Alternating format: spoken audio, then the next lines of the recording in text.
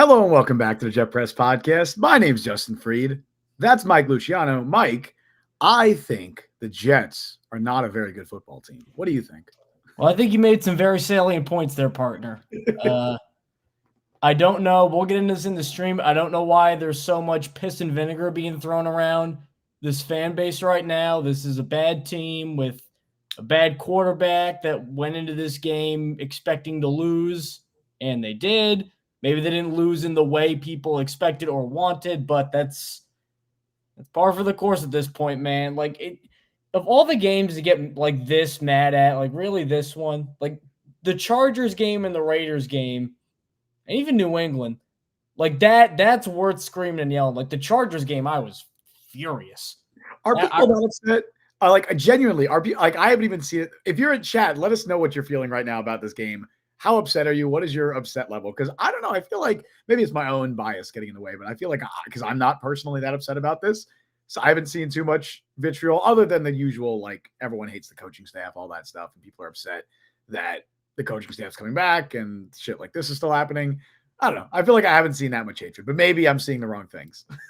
Well, let's just get all the housekeeping out of the way first before we dive into this goddamn mother effing game. You can find us on Apple Podcasts, Google Podcasts, Spotify, Overcast, wherever you get your podcasts. We are on all those sites, YouTube and TikTok at the Jet Press or both. Make sure you give the stream a like. It really does help.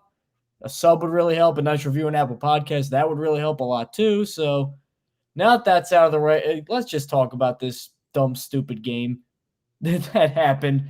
You kind of knew early on that this was not going to be your typical Jets-Browns Thursday night game when David Njoku had 120 yards in the first quarter. By the way, this was maybe the worst game I've seen C.J. Mosley play in years. I mean, they were running right at him. Yep. But I feel like both teams were playing on a slip and slide. It was just like complete wackiness. There were fumbles and pick sixes and should have been fumble sixes that were overturned. Like it was just a weird kind of game. Like you never just kind of like sat still and got into a flow. There was always something zany that happened. And that was my dream. That was my dream, Mike. That first like quarter and a half was like some of the most fun I've had watching this team in so long. It was just the wackiest shit. Looney Tunes fumbles, missed extra points, botched or fumbled kickoffs.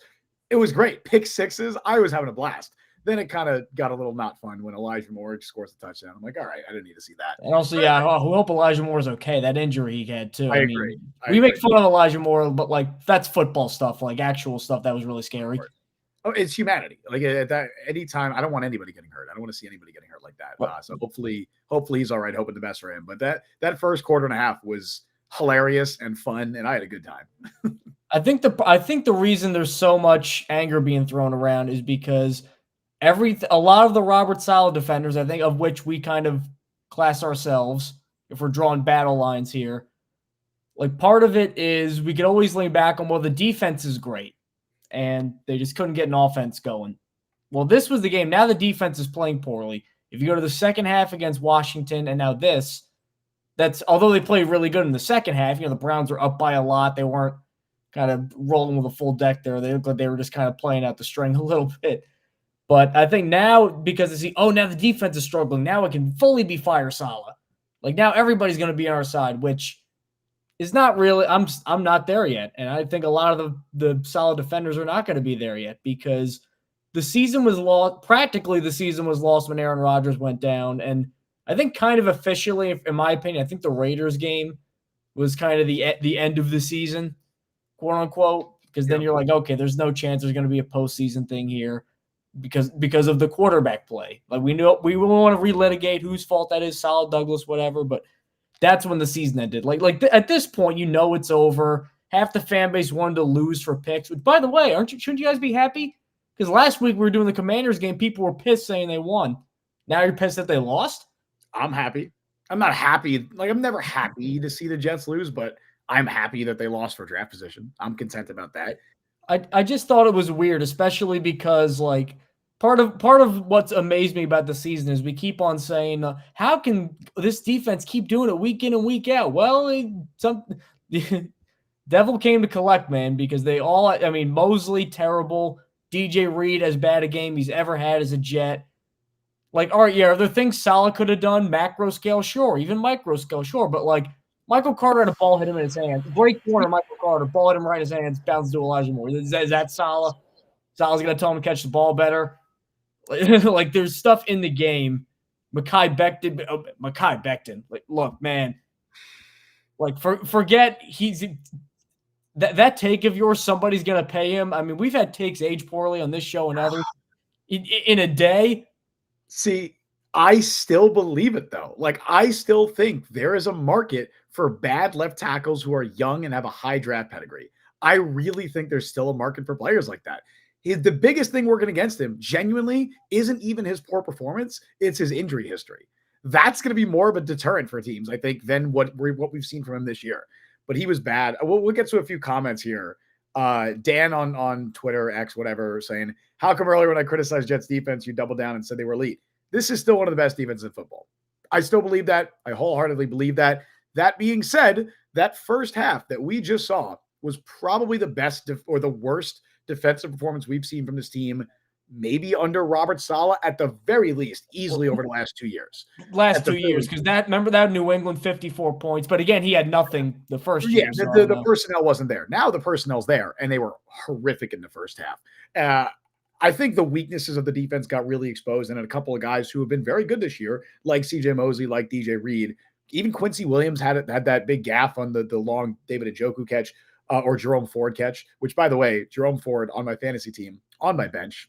That was fun. And I mean, the Jerome Ford catch, too, or by the way, Flacco rolling out and throwing across his body. How about that? And then on top of that, they should have tackled him like 3 times. Oh, yeah. I mean, Joe Flacco was good. That said, I did say this on Twitter as well. The dude was playing super reckless. And I think I said that we were talking about this on yesterday's show, Wednesday. We're saying how this Jets defense is designed to beat quarterbacks like Joe Flacco, who take risks, who take chances. Well, Flacco did take those risks, and he did have those turnover-worthy plays. The Jets couldn't capitalize. They dropped 2 or 3 picks in this game. Flacco's numbers do not look nearly as good if the Jets capitalize on those picks. And so I think that also bogged down the defense. But absolutely, I mean, this was the worst defensive performance the Jets have had in a half under Robert Saleh over the last 2 years at the very least. It's worse than Dallas earlier this year. C.J. Mosley, I just think for like 2 drives, was just an absolute liability, a complete liability. And I don't want to overreact too much to it because he has had a really good season. And, he was second team All-Pro last year. And even if he shouldn't have been, he's been even better this year. Like, he's been very good. But I don't know, man. Like, is there a world where safety isn't the only issue that the Jets need to address going into the offseason? Am I overreacting by saying maybe they need to shore up linebacker a little bit? I'm not saying Mosley and Quincy Williams aren't the starters, but am I overreacting by saying that maybe having a third guy that you can count on more than Jamie and Sherwood because he just hasn't seen the field a lot? That's number 3 on the priority list. Number 2 being like an Al Woodsy run stuffing tackle that's better than Al Woods, because Al Woods just the way they do their scheme, he had to pass rush it a lot. And he just offers nothing. So he was an awful scheme fit. Yeah, so you need to find somebody who can stop the run within the confines of the scheme. I don't know who that is. That's why I'm not the GM, but that, and then number 1 being safety. Lane Brandon, it feels like our defense got exposed there. Saleh is a stone on the sidelines. Saleh did allow his first 300-yard passer in 33 games. Yeah, it's crazy. It was Tom Brady when Antonio Brown got half naked on the field and quit in the middle of the game. Yep. That was the last 300-yard passer. So all of 2022 and basically all of 2023 in a passing league where they have Josh Allen and Tua in their division, no 300-yard passers until this game. And again, as we were saying, Flacco is just on an unprecedented heater. Dude, I mean, it's preposterous. I believe, like, I sent this tweet out recently. I don't know if I sent it to you, Justin, but they were talking about all the quarterbacks that have thrown for like a certain amount of yards in a certain month because Flacco's just been on fire in December. Here are the quarterbacks in NFL history to throw for more than 1,600 yards and 13 touchdowns in any month.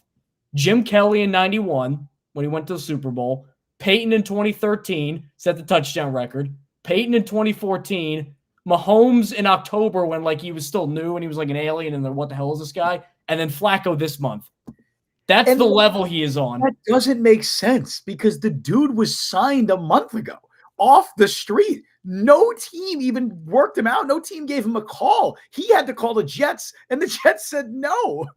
Like this, what he's doing is unprecedented. So shout out Joe Flacco. It's cool that he's doing this. It was another similar ridiculous stat that Rich Cimini tweeted out. Joe Flacco is the first player in NFL history to have 250 passing yards and multiple passing touchdowns in each of his first 5 games with a franchise. He's doing that at 38 years old when he was signed off his couch a month ago. On a beat-up Browns team with no running back or line or starting running back. Truly ridiculous. So shout out Joe Flacco for playing at the level he is at now. Good for him.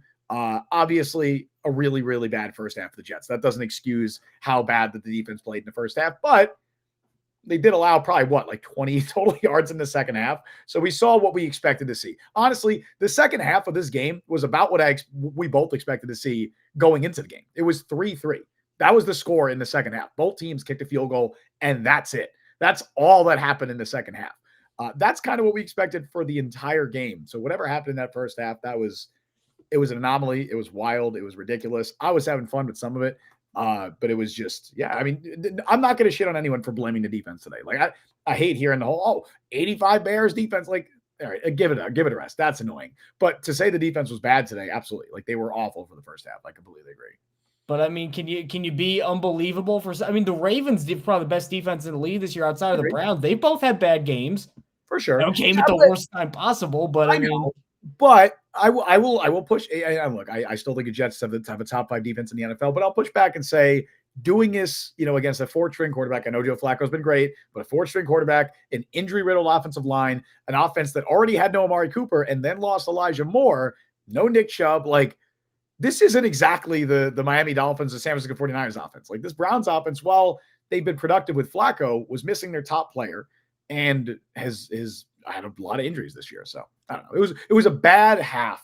It was a bad time to have that bad half, but they bounced back in the second half. I've seen a lot of people too. Like this has to be brought up. The whole Flacco and the Jets. The Jets didn't want to sign Joe Flacco. Like it may not sound like the worst move because no one thought Flacco was going to do this, but like you have to start discussing a little bit more. Like if you just look at Flacco's stats with the Jets, 9 starts, admittedly 1-8, but just imagine this year. If instead of all the clown car of quarterbacks they've had, which actually I thought Simeon was okay today, all things considered. Simeon was a backup caliber quarterback. He played this was his best game with the Jets. Not saying much, but he was fine. Well, let's just say Flacco plays like he had been playing with the Jets previously. And he completes 57% of his passes with 14 touchdowns and 6 picks and a passer rating of 81.5. Like, how many more wins does this team have? I think definitely 2. Like you gotta ask that question. I know, and I just don't know what Flacco does behind this offensive line. For as injury riddled as the Browns' offensive line is, they still have Joe Bitonio playing. I believe Wyatt Teller is still healthy. They've lost both their tackles. They're beat up at offensive tackle, but it's still a lot better than what we've seen from this Jets offensive line. I mean, it's just better. So I don't know. I feel like Joe Flacco would get sacked 6 times in the first half of his first game with the Jets and then get hurt. I still feel that way as a pessimistic Jets fan. Also, I think the coaching staff has a large part to do with why Flacco is doing so well as well. I think Kevin Stefanski has proved this year that he was on the hot seat going into the year, and he's proved that he's definitely. I mean, he's probably the front runner for coach of the year at this point. So I think that also makes a huge difference going from Kevin Stefanski and offensive coaching staff to what I can only describe as the worst offensive coaching staff that I've seen at the NFL level, and I've seen Adam Gase not very long ago, and Dole Loggins as the offensive coordinator and potential play caller. Challenge flag guy. The challenge flag guy who got to call a half of football and was pretty good at one point. And we never knew what his responsibility was. Could never ask. Go, what do you care? Stop asking me. That was good times. They should demote Nathaniel Hackett to the Dole Loggins role next year. That's what they should do. Let's get to some comments. Gregory Freeman, Becton will be. I'm trying to catch up on some because we got a lot, very active chat. Thank you guys so much for that. Becton will be moved to guard if he wants to stay in the NFL. I mean, we relitigated that before, and we really think that's feasible. But he is not I'm a left tackle. You're not an anything tackle in the league at this point. You can't play. I'd like to see. I mean, we'll just reiterating the numbers here. He had 3 penalties tonight, so that brings his total penalties to 16 penalties on the season. He's played 15 games. He has 16 penalties, and I believe 12 sacks because he allowed a sack tonight. I don't know the pressure numbers yet, but I assure you they're probably not good. Myles Garrett versus Mekhi Becton went exactly how we expected to. He will not be on the roster next year.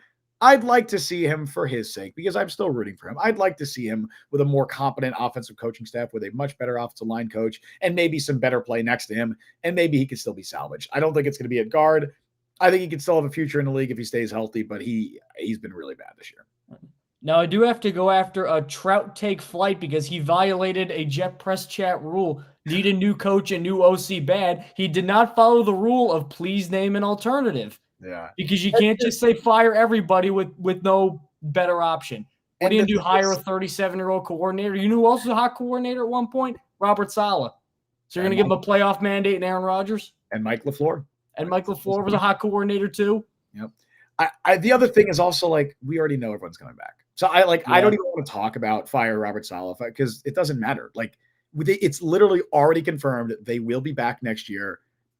None of that matters. Like I'm not going to say fire Saleh, fire Hackett, whoever. They're back next year. Douglas is back next year. The only person will be like, oh, maybe Keith Carter's fired. Maybe Todd Downing, they move on from him, but I'm not even confident they make any changes. So if you want to say fire Keith Carter and bring back John Benton, I don't care. Whatever you want to do there. Like sure. But fire Saleh. It's with position coaches too. Like that's one thing where people just go find the best unit on a certain team and hire their coach. Like that's not a hiring process. Like to admit ignorance in that area is fine. You don't know exactly how much the offensive line coach of the Rams is doing on a day-to-day basis. It's fine to admit that. To act like the Jets are morons for not considering that guy, whoever it may be, that's a little – I don't know if I necessarily agree with that. Chris Embry, of course it had to be Flacco to do it because we turned him down this year. He wanted to stuff it up Saleh and Joe D's rear ends. And, I mean, the Elijah Moore touchdown too, I mean – yeah, Flacco to Moore, that hurts. It's what you do. Elijah Moore has been particularly good this year, but I mean, that's what you do. The thing is, like, the revenge narrative is often an overused thing. Like I'm guilty of this too. I'll look at a former team or look at a team and be like, oh, they have this former player. Like, oh, they're playing the Texans, Neville Hewitt revenge game, whatever, right? Like stuff like that, where it's like, what does Neville Hewitt have against the Jets? Joe Flacco and Elijah Moore both had, like, I guess, legitimate gripes with the Jets. Moore has been well documented. Flacco, his agent contacted the Jets earlier this year. They said no. They said we're cool with Zach Wilson, Tim Boyle, Trevor Siemian, and Brett Rippon. Now Joe Flacco's leading the Browns to their second playoff appearance in 21 years or whatever, and legitimately has them playing like a top 3 team in football right now. Nobody wants to see the Browns. This defense? No way. So I think at least the revenge narrative here makes sense. Both players have legitimate gripes with their former team. Then we go to Kev in chat. Flacco would have never thrown well with the Jets. Their O-line, horrible play calling OC. I mean, Browns have a bad O-line too. Not as bad as the Jets.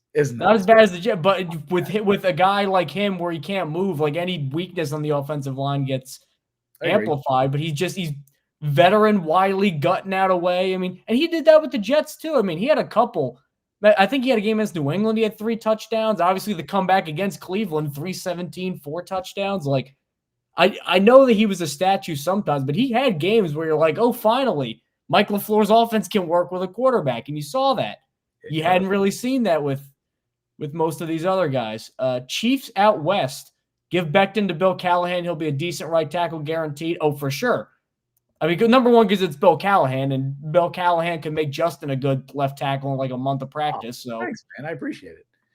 He's Bill Callahan. It works. He's like Dante Scarnecchio with the Patriots. Like those two were. He's the Browns. He's the Browns offensive line coach now, right? Isn't he Bill? That's exactly what. Yeah. There you go. Look, and you wonder why a Jets offensive line that has had just as many injuries as the Browns is so much worse than the Browns. I mean, yeah, the Browns still have like Joel Bitonio and stuff, but coaching, man, like Keith Carter sucks. He's awful. He's been trashed everywhere he's been by former players. He's not respected around the league.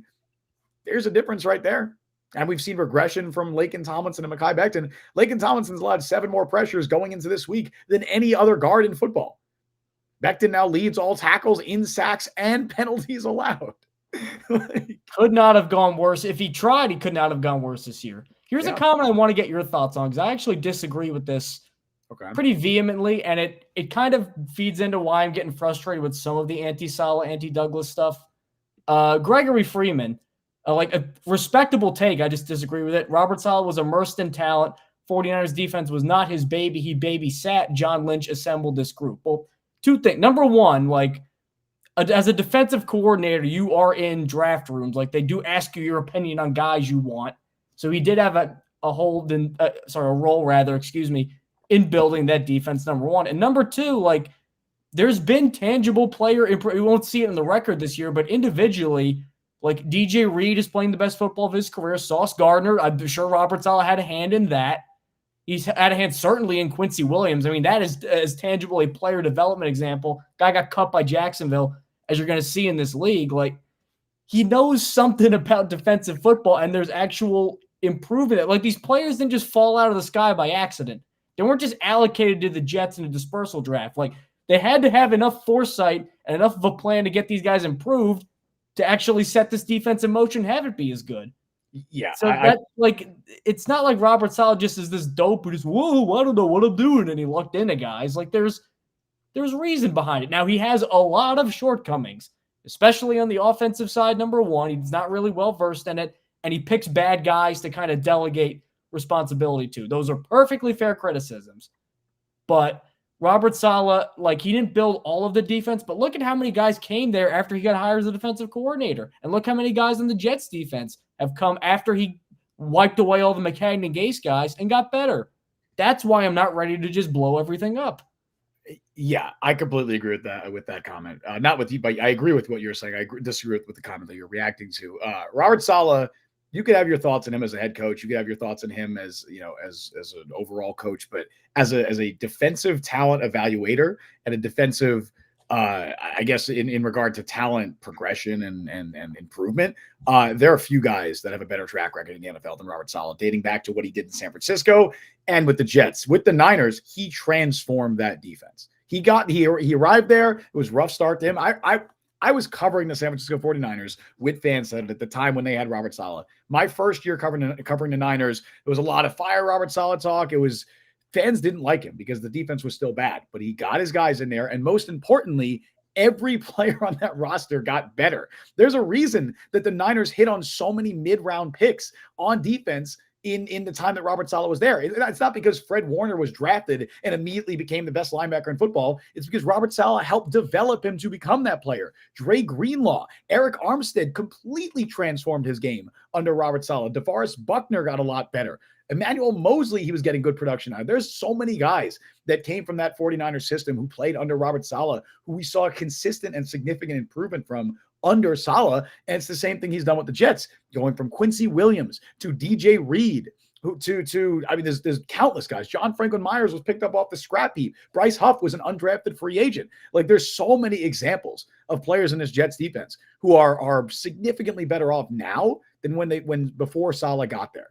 And I think that's a testament to the development of this Jets defensive coaching staff led by Robert Saleh. So you could have your thoughts on him as a head coach. You could have your thoughts on him as an overall coach, but for what he's done for the defensive side of the ball for both the Jets and the 49ers, it's not that he's just lucked into players. Like, it's not like Robert Saleh lucked into Fred Warner. He helped develop Fred Warner. Hasn't the anti-Saleh thing always been, well, he's a defensive coordinator, not a head coach? Like, haven't people at least accepted he knows his defense? He's still one of the best defensive minds in football. He's crafted a defensive system that works, and he's one of the best defenses in the NFL, despite the fact that every week people seem to try and trash them. Yes, I agree. This first half was the worst I've seen them play under Robert Saleh over the last 2 years, for sure. But it's still one of the best defenses in football. It's still a defensive system that works and a scheme that works. I have few qualms with Robert Saleh, the defensive play caller, the defensive mind. As a head coach, that's a broader discussion. But as a defensive mind, absolutely not. Two more comments I want to get to. Chiefs out west again. The new coaches on offense should be Brian Hartline at wide receivers, Mike Munchak at O-line, Ryan Grubb at OC. So in this group, you have two college offensive coordinators and a guy who's 63 years old and isn't a coach right now. That was gonna be my question. Where is Ryan? Ryan Grubb is at Washington right now. He's the OC. And Brian Hartline is the OC and wide receivers coach at Ohio State, who actually I think is like the highest paid assistant coach maybe in the Big Ten. So I don't think he would leave that. Yeah, Hartline's got a really good gig. I'm not sure he's going to the NFL. Yeah, but even all right, Aaron Rodgers, we got a new OC for you. Who is it? Oh, it's a college offensive coordinator who's never been in the NFL. But also, again, they're not going to make the change. Like, they're not right. Yeah, not going anywhere. So, like, sure, maybe they fire Zach Kazani and they bring. But also, like, why would Brian Hartline right? Who, like you said, is one of the highest paid assistants in college football, is a great gig at Ohio State. Why would any coach, any assistant coach, any well-respected assistant coach come to a coaching staff that is coaching for their lives, that has a playoff mandate next year, and will be fired if a team that has looked like shit for a lot of this season doesn't make the playoffs next year? Why would any assistant coach sign up for that? No one's going to want to put their job on the line for that. Ben Johnson's going to have 6 guys, 6 teams fighting after him. Think he's going to want to come to the Jets? No. Chris Embry, here's actually the thing, though. When will Harbaugh get a head coaching job again in the NFL? Jim Harbaugh, not John Harbaugh. He's the guy we need to back up the Brinks truck for. We need experience. I believe Rodgers does not like Harbaugh because he beat him a lot in the postseason. So I don't know if there's some sort of mutual respect thing there, but no matter what, let's just say they fire Saleh, fine. Ding dong, the witch is dead. Saleh's out. You can't hire a head coach that, like, it's the unfortunate reality. But you know what? If Peyton Manning was the quarterback, if Tom Brady was the quarterback, you'd be in this situation. You can't have someone who, like, butts heads and kind of overshadows them a lot. And even at the end, they had Bruce Arians in Tampa. It got kind of weird at the end there. Like, you have to get someone that is not that Saleh's just like subservient and he's like just totally docile, but I think that why there's no thoughts of firing him is he has a good relationship with Aaron Rodgers for whatever that's worth. And then now you got to completely scorch that and hire a guy like again, Harbaugh, I think would be in a vacuum an okay hire. I don't think he would ever leave Michigan at this point, but I feel like Jets fan, it's that old Bill Burr bit where you always complain about like, oh, girls can't find somebody. Goes, go down to Applebee's. Let me see if you can find that perfect guy. It's always like Jets have these checklists of a perfect coach that they want. It's like, all right, go out there, see if he's out there. Perfect guy's not out there. If the Steelers fire Mike Tomlin, which is probably not going to happen, then you change stuff. But if that doesn't happen, which I'm assuming it's not going to happen, that's different. And then another one here. Real quick on that. Like, realistically, again, the Jets aren't firing anybody this year. So if Saleh's back, if Harbaugh is even in the discussion for the Jets, it wouldn't be with this current regime, and it likely wouldn't be with Aaron Rodgers anyway, because if Saleh and Douglas are fired after next year, that means it didn't work out with Aaron Rodgers. That means whatever reason, it didn't work out with Aaron Rodgers, and I don't think whatever regime they're bringing in is going to have Aaron Rodgers as their quarterback. So if that happens, anything's on the table, because if you're bringing in Harbaugh, that is, you are basically saying this is his team now. It's kind of like what the Broncos did with Sean Payton, because I'm sure he'll have a GM with him. Harbaugh is the guy. Like, Harbaugh is that new regime. He is that system. You're bringing him in and you're saying, all right, here are the keys, Jim Harbaugh. That's what you're doing. So if you do that, like, I could see it. I could totally see Woody Johnson making that move. Now, obviously, Harbaugh has to wait a year for that to happen. Like, the Jets aren't hiring him now. So if he goes back to the NFL this offseason, that's not going to happen. But if next year at this time, we're sitting here and we're talking about the Jets getting a new coach and Rodgers is likely to be gone, I would not be surprised at all if Woody Johnson went after Jim Harbaugh. Also, really quick, on a Sauce Gardner note, Sauce Gardner was supposed to travel with Amari Cooper tonight. That was the plan. And then they found out last minute that he was not going to play. I don't believe Sauce Gardner allowed a catch regardless. I don't believe he did. He's so freaking good. He's so freaking good. So good that all the aggregators stole my tweet about how good he was this week, and they all tweeted out at the same time. That was fun. But I think that's another week of him allowing 2 or fewer catches. I can't imagine he allowed more than 2. I don't think he allowed any that I remember. Which is impressive considering the night they had throwing. Brian in chat, I'm resigned to 3 more years of losing. I have no faith in Joe Douglas, and he's probably going to put this team into debt trying to save himself. You know what? I'm losing faith in Douglas too. I'm with you there. But here's the question I always come back to whenever I have like doubts about kind of the direction of the Jets right now is in 2024 specifically, because we can talk about the future, but I think at this point, the future is now, and we'll cross that bridge when we come to it. When you get Aaron Rodgers, inherently, it's about next year, not 2 or 3 years down the road. Is the Jets' best chance to win next year with Aaron Rodgers at quarterback? I think it is. Yeah, I mean, so because of that, because of that, like, you got to see it through. Like, basically, I know he got hurt, and I know that getting hurt in another year and the O-line, I know that brings a bunch of other questions that the Jets probably didn't think they'd have to answer right now, but you know what else would bring a lot more questions? Going that didn't work. Move on. Right. And wasting all of the rookie contracts of these great young players you love so much. That's not great either. At least if you bring them back for one more year, even if it fails, then you know what? You can go, all right, that didn't work. We're going to get some new guys in here. We know the guys we're going to extend. So no matter what happens at quarterback, we have Sauce, we have Wilson, we have Hall. We got them all locked up. And then we just go from there. Like that to me sounds better than just blow it up again and then hire like Micah McDonald, the defensive coordinator of the Ravens. Like that doesn't sound like a concrete plan. It's one thing to have a concrete plan with a beginning, middle, and end and steps that fails, as opposed to instead of just flying by the seat of your own wit and making things up as you go along. I'm not a fan of that because it feels like that's what the Jets were doing for a very long time. The plan has had a lot of roadblocks, but you at least need to see it get into motion first. Sorry, Kenny Yeboah just quote tweeted me. I'm sorry, that caught me off guard. No, I don't know. I have a feeling it's about me. I was joking, but he missed the block before. What did he say? Oh, y'all just be talking on Twitter. Bro signaled that he wasn't taking it out.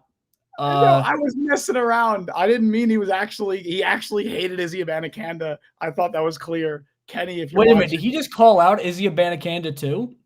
He said, I handle my business, play hard. A bro signal that he wasn't taking it out. That is what he's doing. He's saying it's Abanikanda's fault because he took it out. That is what he's saying. He's saying it's Abanikanda's fault. Yeah. Well, that's lame too. Well, how is that better? I don't know, man. I don't know. I don't get involved when players quote tweet me. Jordan Whitehead's done it a couple times. I'm sure he's going to find one of my tweets this week and do it too. But what was I going to say? I mean, with the Rodgers thing, it has to be like this. Poor Abanikanda. He never gets put on kick returns. He does it once, and he fumbled. Like, I get that the season's over. They're experimenting with stuff. That's why Sauce was going to shadow Amari Cooper just for experimenting and tendency breaking purposes. But this poor guy. I can't see how he didn't understand. Like, okay, I don't know. Maybe I understand. Maybe being a player in that situation, like I can't see how he didn't understand that I was definitely being facetious. I was joking. I was clearly not being serious. That he was trying to not make the block. Obviously. Anyway, with the Rodgers thing, like it has to be their best chance to win Rodgers. They already signed up for it. There's nothing they could do at this point that would give them a better shot than to just run it back with Aaron Rodgers. Now you could say, they can make a change to the offensive coaching staff. I would agree with that. They've already said they're not going to do it. But as far as getting a new coach, getting a new GM, I don't blame them for not firing Saleh or Douglas because this is basically what they signed up for. Now, it's really hard to watch this team right now. It's hard to watch this team this season and look and say, man, I can envision them in the Super Bowl next year with Aaron Rodgers because I can't. I'm squinting really hard and I still can't see it. Like they have to get through Baltimore. They have to get through Miami. They have to get through Kansas City. Burrow will be back for Cincinnati. Yeah. I think Jacksonville will be healthier. This would have been this is the year. The AFC is super weak this year, due in large part to so many injuries to quarterbacks. I mean, Aaron Rodgers, of course, being the one that pretty much started that. But it's really hard to see this as a Super Bowl caliber team. Like they have to make significant changes this offseason, and I just don't think they're going to. That said, yeah, Rodgers coming back is probably just still their best chance. Like what the Jets need to hope for is to see widespread offensive improvement just by Aaron Rodgers being back. You have to hope for a healthy offensive line that you've hopefully bolstered in the offseason with some additions because you're not going to be able to add 3 Pro Bowl caliber offensive linemen in the offseason. So you got to hope that whatever moves you make, they turn out to be really good moves. You got to hope that mid-level guard you sign turned out to be a really good addition and he plays the best football of his career. You got to hope that your receivers don't play like Alan Lazard, and hopefully you get a diamond in the rough there, or you go out and make a big addition for a Devontae Adams or a Mike Evans or whoever. You got to hope that those additions are enough. Like it's really hard to see this team in the Super Bowl with Aaron Rodgers next season, but is it their best shot? Yeah, it probably is. Don't worry. Keith Carter's on the case. Rare Robert Saleh press conference win. I thought this was actually really funny. Somebody asked him, I don't know if this is a great question. They asked him, about how he doesn't really seem angry on the Jets sidelines in these games. And he replies, you want me to throw the podium on the floor? See, I always hate that. I hate it so much when fans are like, oh, look at Saleh. He's showing no emotion.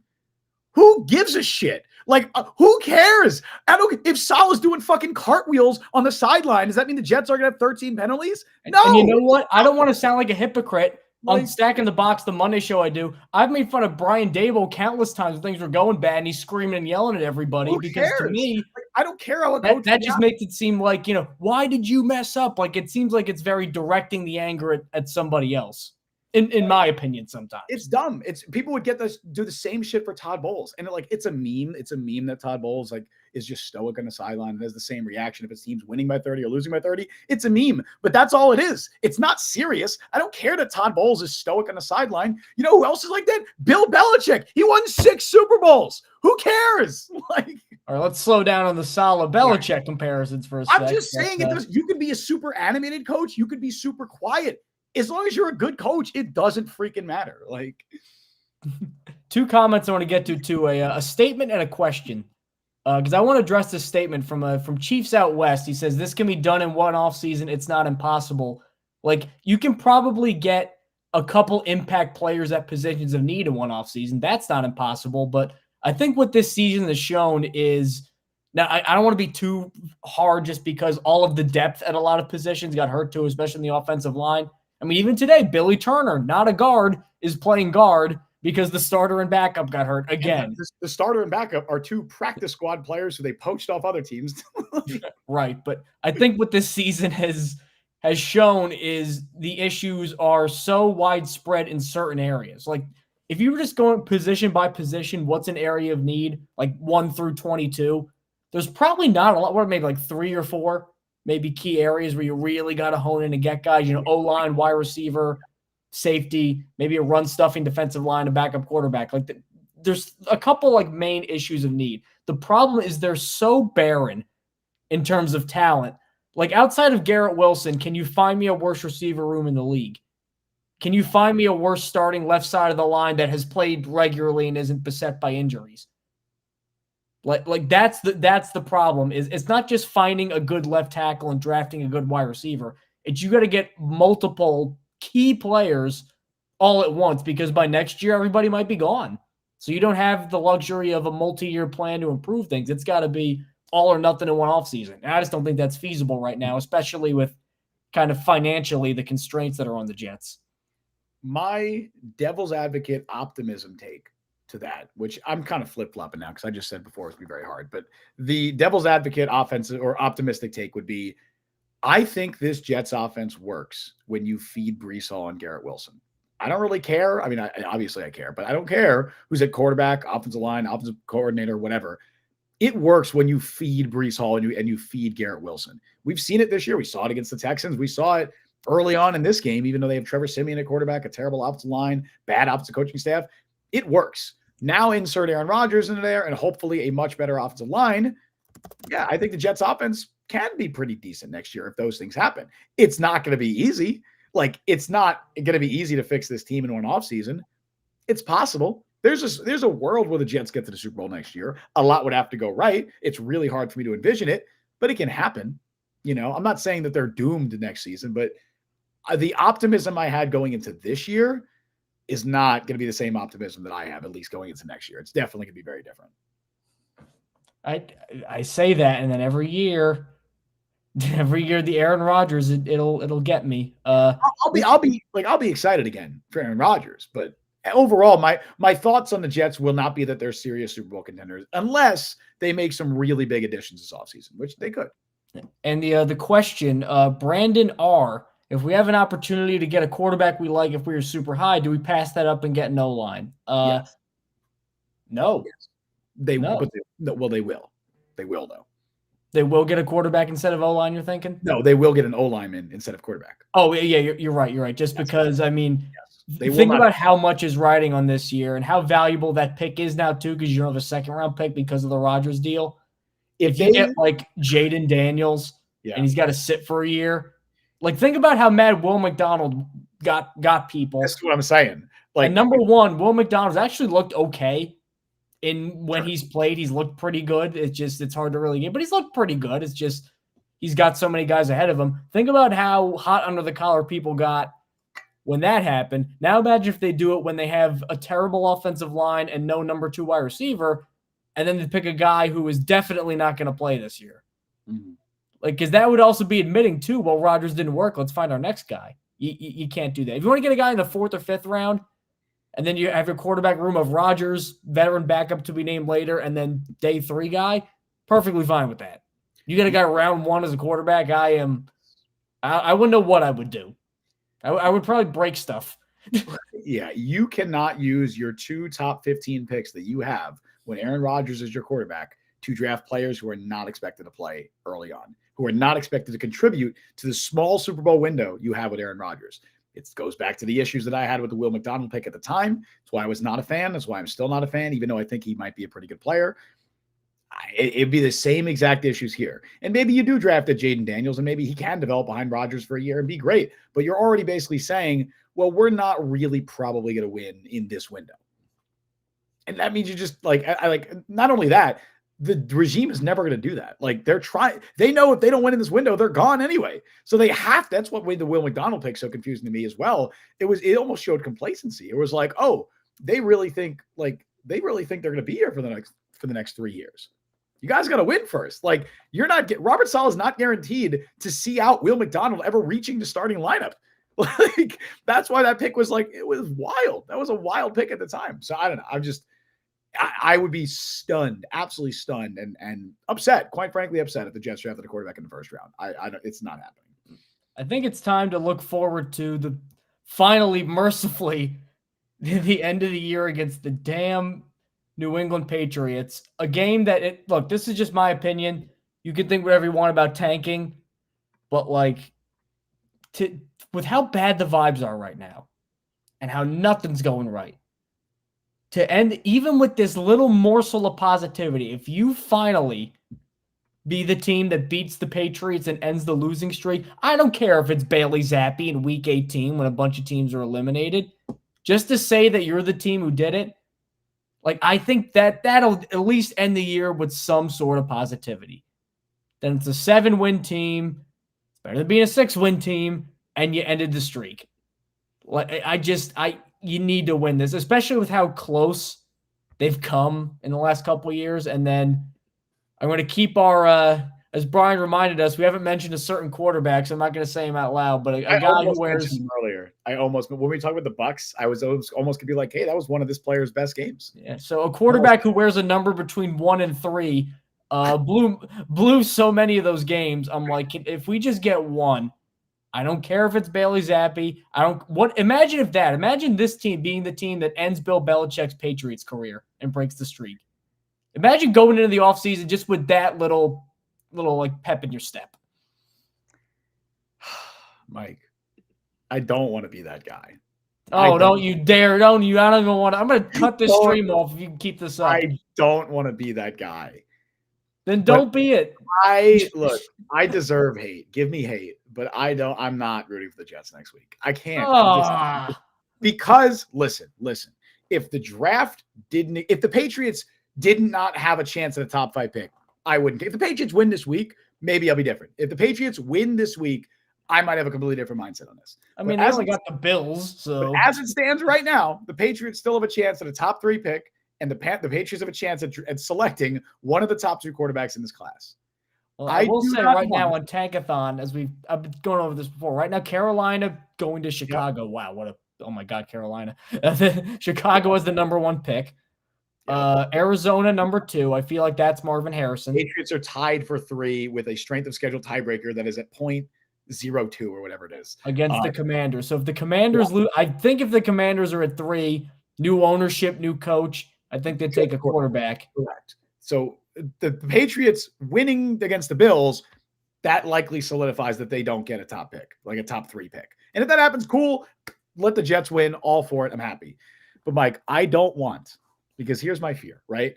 As great as it would be for the Jets to be the team that it sends Bill Belichick packing. I mean, he's already gone anyway. Belichick won't be back next year with the Patriots. As great as it would be for the Jets to finally break that streak and beat Belichick in his final game coaching in New England, I don't want that win to result in the Patriots landing Caleb Williams or Drake May and that quarterback now tormenting the Jets for the next 20 years. I don't want that. And because of that possibility, I cannot in good faith, in good conscience, root for the Jets this week. It's going to suck. Like, I don't want Bill Belichick to get the last laugh against the Jets, go out riding off into the sunset, having not lost to the Jets since 2015. I don't want that, Mike. Like, I'm not rooting for that. Well, I'm rooting for the future of the Patriots organization. I'm rooting for their downfall. I'm like, that's what I'm rooting for. I don't even care about the Jets pick. It's more about the Patriots not getting a top 3 pick. That's my thing, though, too, is Caleb Williams or Drake May, like we use the term generation, like they're not generational prospects. Really, the only ones are like probably Andrew Luck was the only one, and like Trevor Lawrence kind of, but like there's always going to be really good young quarterback prospect. Like if they get a guy this year, or they could get a guy 2 years from now who's just as good, like I don't want to just do this dance every year. Like I just want some catharsis. I want to feel good about something. I want to feel alive again. I can't with another loss. I will not, and I never blame any fan for rooting for the Jets, but especially this week, I will not root for any fan, or I will not criticize any fan who's rooting for the Jets. I totally get it. And I'm not going to be out there on Twitter being like, woohoo, Bailey Zappi touchdown. Like that. I'm not going to be doing that. But I'll be I will, because he was one of my draft crushes, so that'll help the draft scouting stock. So I mean, the Desmond Ridder one I don't think that one's working out, bud. So you need one. I'm going to be sitting there in the corner, curled up in a ball, being like, woohoo, woohoo, Demario Douglas, woohoo. Like, I'm not going to be outright about it, but I'm going to be like, not the worst thing that ever happened. So, but look, I hope I don't have to do it. If the Patriots beat the Bills this week, that's fine. I don't care. But that's where my mind is at. I don't want to be that guy. I hate it, but that's where I'm at. Kevin chat, win a meaningless game or pick alt easily 10. I thought Joe Douglas was so bad it doesn't matter because he can't draft. But yeah, like also, tank for a better pick. Like when the Jets tanked and got Zach Wilson, that worked. But here's the thing: like I just don't like rooting for nebulous organizational change. Like how many teams do that? It sucks. I don't want to root for it, but my counter argument to it is, yeah, you could find better players later in the draft, absolutely. But there's a much higher percentage that you're going to find a good player earlier in the draft. Like if you get the 9th pick versus the 6th pick, that's not a guarantee by any means that the 9th pick is going to be better than the 6th pick. But I would venture to say that the 6th pick, there's a much higher hit rate with the 6th pick than the 9th pick or whatever. Did we mention his name, Brian? So we mentioned. I did. I broke the streak. You mentioned it, Mike. How dare you? 48 minutes in. Kev, what have you done? How could you do this? You know what? Fine. Now that the seal is broken, because Zach Wilson, he's messing up the Jets. Oh my goodness! So this game has broken our brains, and it's really late at night. I feel like we've kind of got everything we need to say about the Jets and the Browns, and the fact we were just witnessing an all-time crazy effort. Somebody's open downfield, and it worked like 4 times. Yeah. Performance from Joe Flacco. I think it might be time to call time on this. Justin, do you have any final thoughts on the Browns or the Jets or football, life in general? I mean, I had fun. I for the first You're a sicko, you know that? I was genuinely having a blast. I just as soon as the Jets were eliminated from the playoffs this year, every game, I just wanted the stupidest shit to happen. And we got a lot of stupid shit tonight. So that was fun. I genuinely had a good time. I'm not Jermaine Johnson was playing the game of his life. I'm not loving that Kenny Yeboah apparently thinks that I think he hates his teammate. I'm not loving apparently that. He hates his teammate because he called him out in the tweet. So yeah, that was wild. I can't even respond. There's zero win. You can't win when a player responds to you on Twitter. You just can't respond. Sure, so you can. If he followed me back on Twitter, I would have just DM'd him and been like, "Hey, bro, I didn't mean it." But anyway, yeah. Final thoughts. I had some fun tonight. No. I looked at the replies for the Yeboah tweet. 2 of the 4 are supporting you. Really? Because the guy said you whiffed on the offense on the next block right after this, which, yeah. Yeah. I mean, I don't want to even shit on Kenny Yeboah, whatever. Like, we like Kenny Yeboah in the I have nothing against Kenny Yeboah. I have nothing against any of these players personally, obviously, of course. Yeah, pick 6. Brian said pick 6 for each team. That was really fun. We had some stupid shit, man. Jake Asman looks miserable on the live right now. I can't be miserable. Like, I don't know. Like, I expected this. I don't know. I think that's the thing. If this team was even like 8-7 and this happened, I would have bit through my microphone. Yeah. But with what it is now, I reached a certain point this season that I stopped letting the Jets impact my mood moving forward. Because I was just like, it's not worth it. Like early in the season, like, yeah, when Aaron Rodgers tore his Achilles, I was pretty bummed for a long time. Like that sucked. I wasn't And, even bummed. I was just like, I is was this real life? Like I just kept sitting back. Like I'm like, what the well, at first I went into work mode and I was just like, I gotta work. What do I have to do about this? But then after that, I was like, man, that sucks so much. Like this really sucks. But I people always joke and go, 4 plays of Aaron Rodgers. Well, actually, I was in the bathroom for the first 2 plays, so I missed it. So I only got to see 2 plays. And one of them he got sacked and hurt. And one of them he got hurt. So I got to see 1 play of brutal. non-hurt Rodgers. That's brutal. But I don't know, man. Final thoughts. This is our last stream of 2023. Yes. We launched this podcast in January of this year. First up was oddly enough, it was about be careful about firing Mike LaFleur and who you might hire as your next coordinator. Wasn't that some foreshadowing? It was us talking about how we didn't want the Jets to fire Mike LaFleur, and then it immediately got not disproven, but it immediately just aged poorly, as did a lot of our takes over the last 12 months on this show. But anybody who stuck around throughout that, whether you just joined to this is your first stream, or whether this is your whatever stream with us, we appreciate you so much. Like genuinely so much. Thank you all for helping us launch this podcast, because you really did. We're not here without you guys. So greatly appreciated. I hope everyone had an amazing holiday season. We got some really fun stuff. I don't know how much we can reveal coming up for next year, but there will be more Guess the Jets for those who love those on the YouTube shorts. They will be coming out. We already recorded a bunch of those. So those should be lining up soon. We have some plans for the off season. Hopefully some more interviews coming your way. It's going to be a great year. It's going to be a great year. Hopefully it's also a great year for the Jets, because man, we've seen too much misery from this team, man. We've seen way too much misery. And I just want to see wins. I want to see this fan base happy, because it's very rare that we see everybody in this fan base happy. And I want to see that, because like we deserve it. Like this fan base deserves it. I know we shit on the Jets, we shit on this team, we shit on the fan base, but like name 3 fans or fan bases that have suffered more than the Jets fan base. Now that the Browns and Lions are good, right? I think we're at the top of the list. I think they are. This team is due. I've said it before. This is the only fan-sided site that has never covered a playoff game. That's ridiculous. That's insane. That needs to change in 2024. So here's to a better 2024 for the Jets. Here's to more success on the Jet Press podcast, more fun. And we appreciate all of you guys. So those are my final thoughts. I'm going to agree more. We are nothing without you guys. We are kind of overwhelmed, I think, by the response to some of this stuff. Like we just couldn't believe kind of the reception we've got and how many guys have stuck around to just 2 guys talking about the Jets. Like we really are so appreciative, so grateful, so thrilled that we could be the guys that can help take you through another wild and wacky Jets season. And we're not going anywhere. There's going to be more to come. So thank you guys so much for however you show support, whether it's subscribing, whether it's liking the streams, maybe it's downloading the podcast and you listen when you're driving home from work, whatever it is. We are very thankful. As always, you can find us on Apple Podcasts, Google Podcasts, Spotify, Overcast. Wherever you get your podcasts, we are there. YouTube at the Jet Press. Like the stream, subscribe. You guys know all that stuff. Justin, we will be back in Week 18 for the Patriots game, but this is our last stream of the calendar year, so take us home. For the last time in the year 2023, thank you all for joining us on the show today. You can follow Mike on Twitter at by Mike Luciano. Follow me on Twitter at Justin T. Fried. Follow Jet Press at the Jet Press. Download Jet Press Podcast wherever you get your podcasts. Check us out on YouTube and TikTok. Subscribe, hit that notification bell. You guys know what to do. We stream live every Wednesday at 3 p.m. Eastern Time and live immediately following every single Jets game. Thank you all for listening to Jet Press Podcast. I've been Justin Fried. That has been Mike Luciano. We will literally see you guys next year. See you guys in 2024.